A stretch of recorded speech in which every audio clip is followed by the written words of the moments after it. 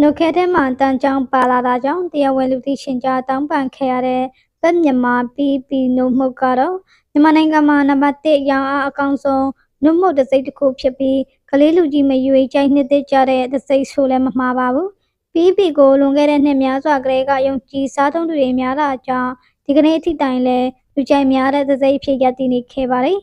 ကျယ်ဝန်းတဲ့နွားချံတွေနဲ့စနစ်တကျထုတ်ပိုးရောင်းချတဲ့စနစ်တွေကြောင့်ကျမရေးနဲ့ညီညွတ်တဲ့နှုတ်မှုတစ်စိတ်အနေနဲ့လည်းအတိမပြုထားကြတာပါဒါပေမဲ့လက်တော်မှာတော့အွန်လိုင်းတစ်ခွင်မှာPEPမြန်မာရဲ့အမှားတစ်ခုကလူပြောများနေခဲ့ပါတယ်ကလေးအမေတယောက်ကသူ့ရဲ့ကလေးအတွက်ပကထုတ်တဲ့နှုတ်ခဲလေးတွေဝယ်ကျွေးရကနေဒီပြဿနာကစခဲ့တာပါအရင်ကလေးကPEPရဲ့ပိတ်တာဖြစ်တာကြောင့်မမေကဒီတစ်ခါမှလည်းကလေးအတွက်နှုတ်ခဲဝယ်ကျွေးရင်နှုတ်ခဲထဲမှာတန်ကြောင်ပါလာတာကိုတွေ့ခဲ့ရတန်ကြောင်လေးကလက်တစ်စစ်လောက်ပဲရှိတာကြောင့်တတိမထားပဲအမှုမဲ့အမှားမဲ့စားမိတဲ့သူတွေဆိုရင်ပါလို့ပါမှတောင်မသိပဲဘိုက်ထဲရောက်သွားနိုင်ပါတယ်ကလေးလေးကတော့တတိချီချီတွေးရှိတာကြောင့်သူ့ရဲ့အမေကိုပြပေးနိုင်ခဲ့တာပါတန်ကြောင်ကိုတော့မမြင်ပဲဝါစားမိရင်အသက်အနေရဲ့ကိုတောင်ထိခိုက်စိုးရိမ်နိုင်တာကြောင့်စားသုံးဒီမမေကအွန်လိုင်းပေါ်မှာဗီဒီယိုတင်ခဲ့တာဖြစ်ပါတယ်ဒီအဖြစ်ကကြုံရခဲ့ရှားပါဖြစ်စဉ်ဖြစ်ပေမဲ့အခုနောက်ပိုင်းကြုံတွေ့ရသူတွေများလာတာကြောင့်ဖြစ်စဉ်တူစားသုံးသူတချို့လည်း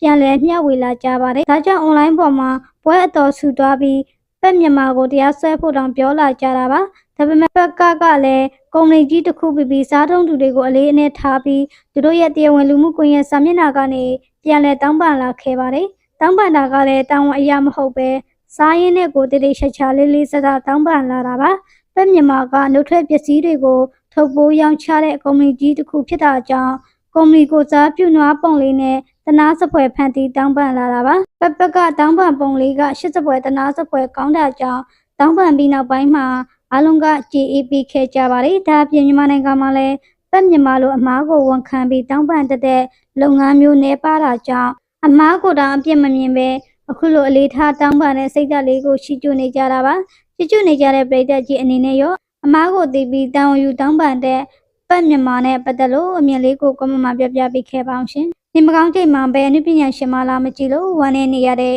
လူရှင်တော်တိန်ဆန်အနုပညာတည်င်းတွေထဲမှာမြင်တွေ့ရသူတိုင်းစိတ်မကောင်းဖြစ်ရတဲ့တည်င်းတစ်ခုကတော့တချိန်ကပြည်သက်တွေကိုရေမောပျော်ရွှင်အောင်လုပ်ပေးခဲ့တဲ့လူရှင်တော်ကြီးဦးတိန်ဆန်ရဲ့လက်ရှိအခြေအနေပဲဖြစ်ပါတယ်လူရှင်တော်ဦးတိန်ဆန်ဆိုတာလူရှင်တော်ကျင်းဝဲတို့နဲ့အတူကပြဖျော်ဖြေခဲ့တယ်လို့ရုပ်ရှင်နဲ့ဗီဒီယိုလောကမှာလည်းနေတိုးမြင့်မြတ်ဖွေးနဲ့ဝုံမောင်ရွှေတို့လိုထိတ်တန်းမင်းသားမင်းသမီးတွေနဲ့ဇာကားပေါင်းများစွာတစ်ဖက်တုံးဆောင်ခဲ့တဲ့ဝိုင်းရန်ဇာပိုကြီးတူပါဒါပေမဲ့အခုချိန်မှာတော့သူဟာအသေးရောင်အတော်ဝါဘီနဲ့စီပိုအဆိုင်ယောဂတွေကြောင့်ဆေးရုံပေါ်မှာတေမင်းနဲ့ဆက်ခင်းနေရပါတယ်ဦးတိတ်ဆန်ဟာဆေးရုံမှာတွေးတွေအားတဲ့အထိယောဂကျွမ်းနေတယ်လို့အာကိုရဇနီးတဲ့ကွယ်လွန်သွားပြီးတဲ့နောက်မှာစိတ်ရောလူပါပုံမပြိုလဲနေရတာပါပိုပြီးစိတ်မကောင်းစရာကောင်းတာကတော့သူဟာနေတိုးမြင့်မြတ်တို့လိုနာမည်ကြီးမင်းသားတွေနဲ့တွေ့ရိုက်ခဲ့ဖူးပေမဲ့အခုလိုအခက်တွေ့နေတဲ့အချိန်မှာဘယ်အနုပညာရှင်တယောက်မှလာရောက်ကြည့်ရှုတာအားပေးတာမျိုးမရှိတဲ့အတွက်ရင်ထဲမှာအတော်လေးဝမ်းနေရတယ်လို့ဆိုပါတယ်ဇာကားတကားမှာဘတ်ဂျက်3000ပေးရင်မင်းသားမင်းသမီးတွေက3500လောက်ရကြပေမဲ့စပ်ပုတ်တွေခမကျမ်းမာရေးဖြစ်လာရင်အခက်တွေ့ရတတ်တာအနုပညာလောကရဲ့လက်တွေ့ရှိနေပါအနုပညာရှင်တွေအနေနဲ့ကိုယ်အမြင့်ရောက်ဖို့ဝိုင်းပုတ်ပေးခဲ့ကြတဲ့ဇက်ပုတ်တွေကိုပြန်ခဲကြည့်တင်ပါတယ်ဦးသိန်းဆန်ကတော့ပြည်သက်တွေအနေနဲ့သူ့ကိုယ်နေကောင်းအောင်ဆူတောင်းပေးကြဖို့တောင်းဆိုထားပါတယ်အဆုံးထိကြည့်ရှုပေးတဲ့အတွက်လည်းအားလုံးကိုကျေးဇူးပဲတင်ရှိပါရှင်